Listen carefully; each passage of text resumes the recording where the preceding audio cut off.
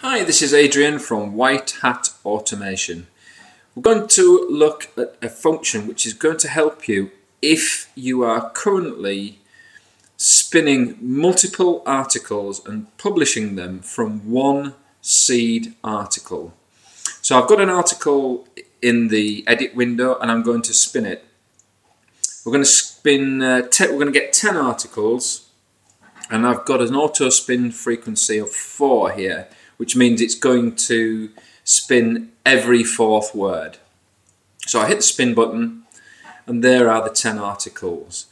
Now I'm going to look at the similarity between these spun articles. Now why do I want to do this? Well, if you're going to publish multiple articles to the internet, they may well be unique from the original article, but how do you know that they are unique from each other?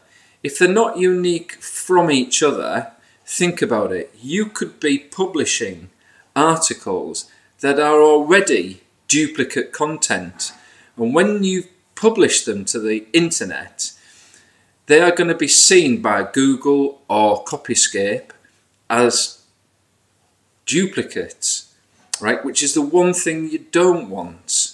So what you want to do is make sure that these articles are all unique from each other, not just from the original.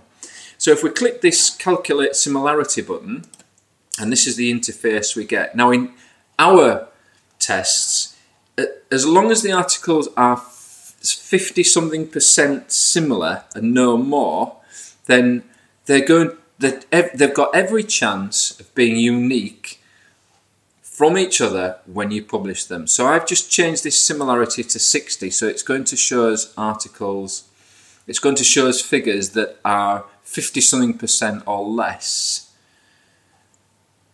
similar to each other. And it's using, in this input variable here, it's using a system whereby it's looking at 4 consecutive words in any given sentence that are the same within the articles. It's comparing those similarities where 4 consecutive words are the same. You can change that to 3 or 2, but we use 4 as the default because we know that that is the system that Copyscape uses. So we've got a slightly new feature here. You can click on Calculate Similarity and this button here, Delete, which we'll talk about in a minute. But I'm going to use the new function, which is multi-threaded. All that means is it's quicker. So here are the 10 articles listed here. You can select specific ones.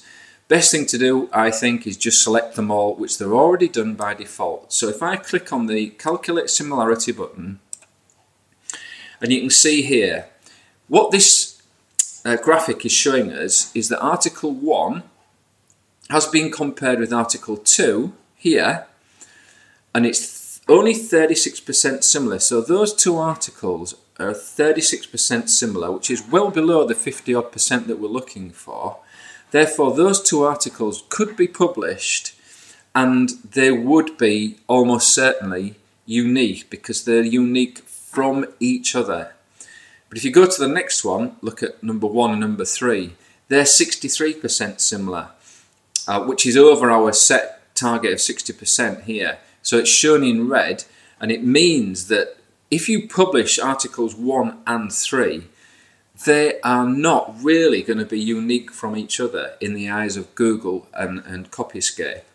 So that would be a mistake to publish both of those simultaneously because you're publishing content that's already duplicate. It's what you don't want. So what can we do for this? Well, we can hit the delete button basically, and either of these buttons will do, but I'm going to use the new one because it's multi-threaded and quicker. So if I hit delete, and it tells me that all of these articles are going to be deleted because they're all involved in being too similar to each other, and there's going to be 8 deleted and 2 left. So let's click yes to that. Are you sure to delete them? Yes. And they're deleted.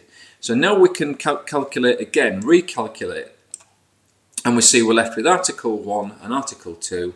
They're 36% similar, and you could publish those simultaneously, and they would be unique from each other and therefore not show up as duplicate content. But we've only got 2 articles from the original 10. So let's close this off and respin again.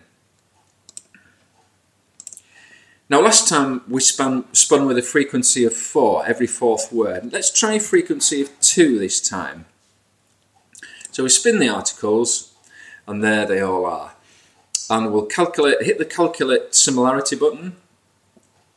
Again, we'll change this percentage to 60 because we're looking at 50 something percent. That's what we believe is the right percentage to keep your articles unique from each other. Let's click the similarity button. Now already you can see there's a lot less red cells there, and that's because we've got a more frequent occurrence of synonym changing. Every second word we chose now. So these articles are certainly more unique. There's a lot less of them that are similar to each other. And if we click the delete button again now, it's going to tell us that it's about to delete 5 of the articles, leaving 5 that should be all within the acceptable similarity limit. So let's click yes to that. That's deleted. And we'll just click the similarity button again to recalculate. And there we are. We're left with article 2, 3, 4, 5 and 6. They're all within the bounds. So for example, article 6 here, when you compare it with article 2, they're only 59% similar.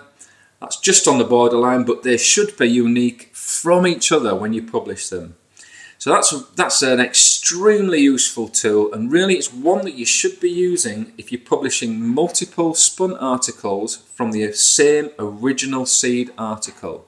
This means that when you publish them, they will not become duplicate content. You don't want to be publishing content that's already duplicate, do you? So this is a great check to make sure that your articles are all unique from each other, and that's the important point. So if I close this interface off, there are the 5 articles that we're left with.